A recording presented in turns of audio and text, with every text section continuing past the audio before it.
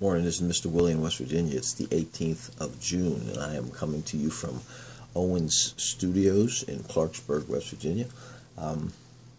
Woke up this morning and kind of flipped through my Facebook to see what my memories were about, and had a really good word that I had written a year ago that I think I'm going to draw from this morning, and it's on inclusion. The word of the day is inclusion. We serve, or we live on a planet, and some of us serve a God who is really into inclusion.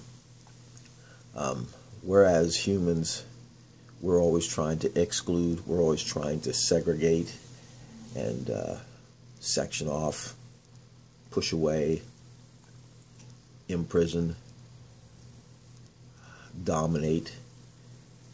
There are so many things that we do as humans to try and keep people where we want them to be.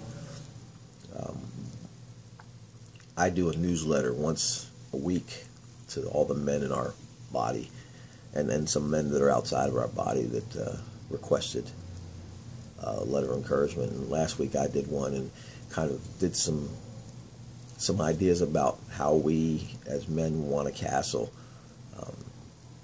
There was a statement back when I was growing up. You want to be the man at the castle, or I forget how the term went.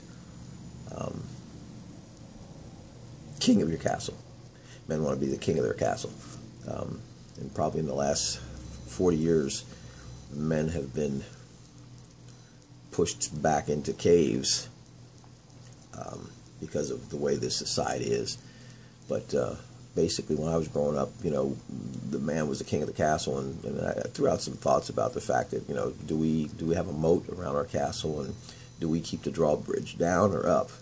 If we keep it up, we're trying to either protect ourselves or keep people away.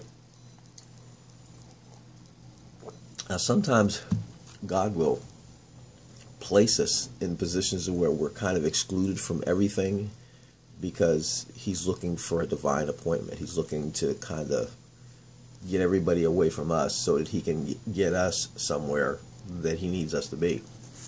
Probably the best example of that would be Moses, who was, and he, of his own accord, excluded himself from royalty in the Egyptian society. He walked away from it and placed himself in a place where he kind of ran away. Excuse me. And it appears in Scripture, what's really exciting about it is that, he ended up doing something really bad, had to escape Egypt, leave it, and he ended up in a desert with a bunch of people who he didn't know, got married, started having a family, became a shepherd, and then God called him to his actual shepherding job. For, I think it was 40 years, he was literally just shepherding sheep and being married and raising children and being a son-in-law. And then God called him aside. God included him into a divine meeting in which his whole life was completely changed and his calling was made clear to him. For some of you, you may be involved in so many things, and you may be even frustrated about where you're at. You may be wondering, why does God have me here?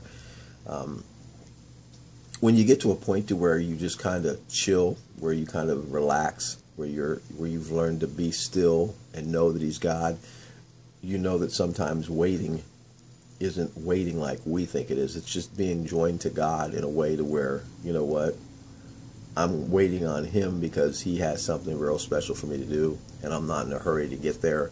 I'm not trying to manipulate my way through life or get somewhere that I'm not supposed to be. I'm just being still and letting him be God. And when we allow that to happen, wow, things begin to happen, things begin to move, you begin to hear, you begin to see clearer, you begin to move in a new direction. God has me somewhere real special like that. And the amount of ministry, the things that I do during the week, I'm just in awe.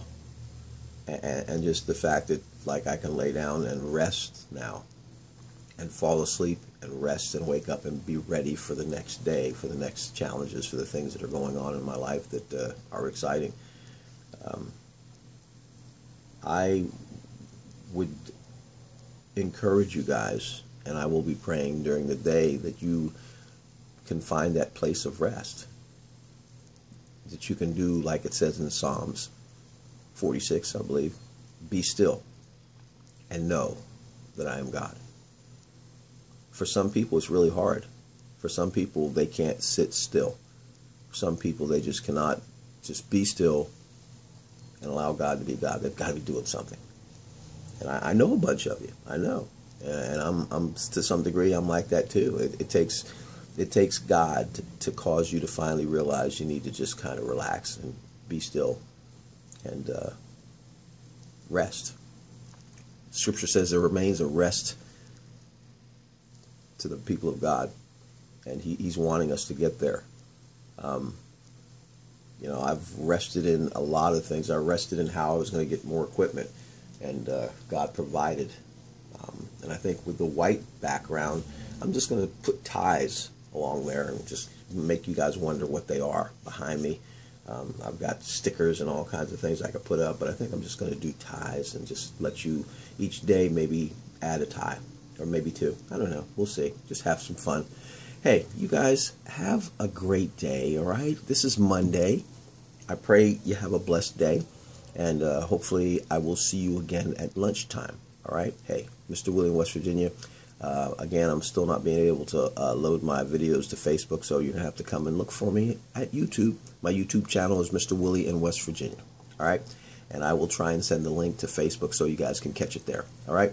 Hey, peace.